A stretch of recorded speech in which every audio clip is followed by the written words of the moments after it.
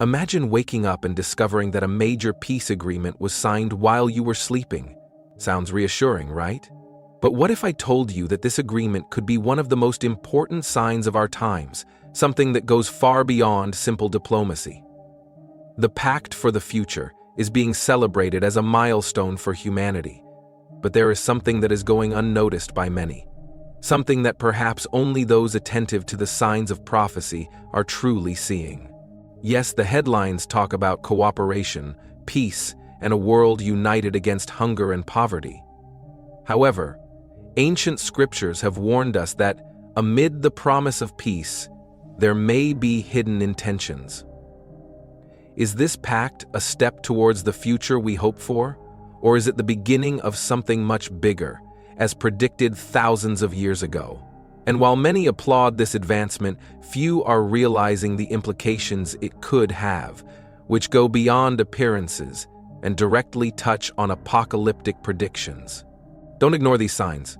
It may be that we are living through one of the most decisive moments in history, something that was already predicted and that now appears before our eyes as a peace agreement. The questions we need to ask are, why now? Who is really behind all this? And, most importantly, what does this mean for all of us? Let's explore all of this together, but first, we need to understand the details that many prefer not to see. The recent historic global agreement, known as Pact for the Future, was signed under the auspices of the UN, representing a major milestone for humanity. This pact seeks to address universal problems such as hunger, poverty, and climate change, in addition to promoting peace and equality in the world. Imagine a commitment where leaders from different corners come together with one goal: building a better future for everyone, leaving no one behind. It's almost as if all countries are trying to sit at the same table to discuss complex issues that directly affect us. But let's face it, bringing together so many different and sometimes opposing nations is as monumental a challenge as trying to make a family dinner work when everyone has a different diet. Even so, the global agreement, with all its strength, manages to create a space for important dialogues and the search for collective solutions. However, although it is an inspiring movement, many people question whether such broad collaboration is even possible without there being some hidden cost. After all, as the saying goes, there is no such thing as a free lunch.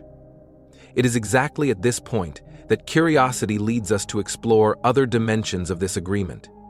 Could something so grand also be a sign of something greater, even foretold? Let's look at this in more depth. Some scholars of biblical scriptures view the Pact for the Future with some suspicion, interpreting it as part of prophecies that talk about the rise of the Antichrist. According to this view, the idea of a global governance system may be a harbinger of centralized control, as described in some apocalyptic passages.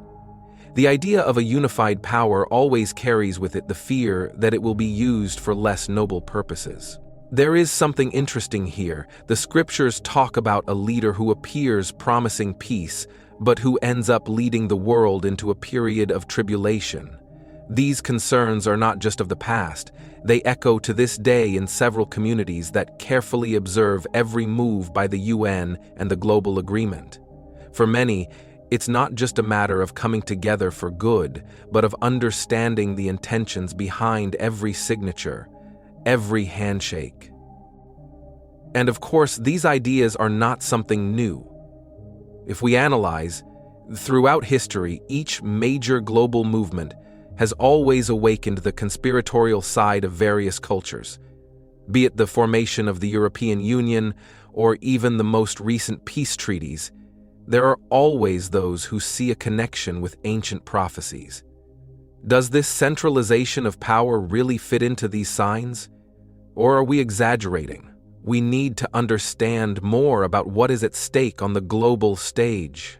The Pact for the Future proposes centralized global governance under UN supervision, which some say could threaten the sovereignty of nations. Imagine a country that has always fought to maintain its independence, now having to submit to decisions from a larger body whose rules were not established by its citizens.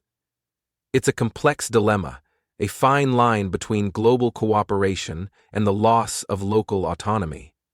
To illustrate, think of the analogy of a giant condominium. Everyone needs to follow the same rules for things to work well, such as dividing bills and maintaining spaces.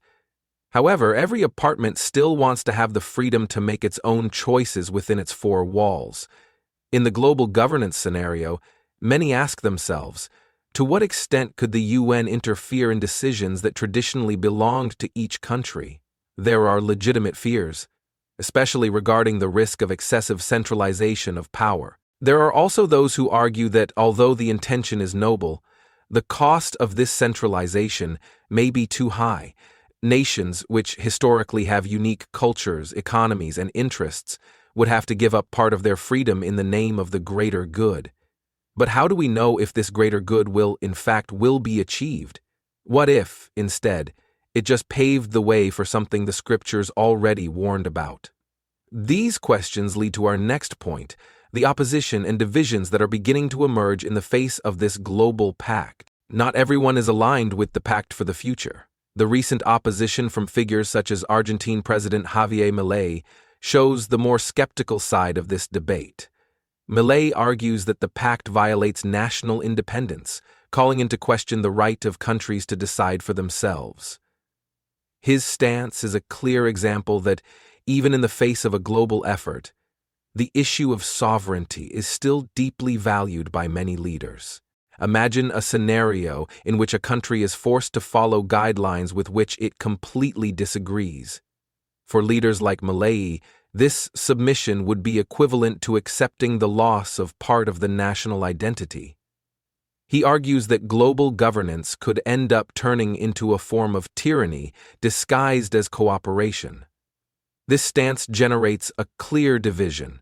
While some see the pact as a solution to global problems, others see it as a threat to the freedom they have won with so much effort. And it is in this context that fissures between nations begin to appear. These are not just political speeches, but also popular demonstrations, public debates, and even social movements. The voices raised against the global agreement bring to the fore the question of how far we should go in the name of world unity. This tension between cooperation and independence raises an intriguing question. Is there something more behind this pact? Maybe something that has already been predicted? Let's explore the prophetic meaning of this agreement in more depth, and see if we can make sense of the passage of the perpetual to-and-fro magic that may be tearing apart our world without beginning and ending. The pact for the future has been compared by many to biblical prophecies, such as the 7-year covenant mentioned in the book of Daniel. For those who study sacred texts, it seems no coincidence that a global treaty for peace is emerging at this particular moment in history. Daniel speaks of a leader who would establish an agreement, and this pact would be a milestone for events that would lead to the end of times. For many, the signing of this global agreement could be the fulfillment of that ancient prediction. It is important to consider the symbolism present in these prophecies, a pact that promises peace, unity, and resolution of the world's problems, but which, according to some, could open doors to absolute and authoritarian control. Some believe that this pact is opening the way for the rise of a power that no one can question, which aligns with the figure of the Antichrist described in Scripture. Thus, the pact for the future comes to be seen not just as a cooperative effort, but as a piece of a larger puzzle that may be unfolding before our eyes. And this raises the question, are we really witnessing the fulfillment of a prophecy, or are we just interpreting these events with a view that wants to see the supernatural?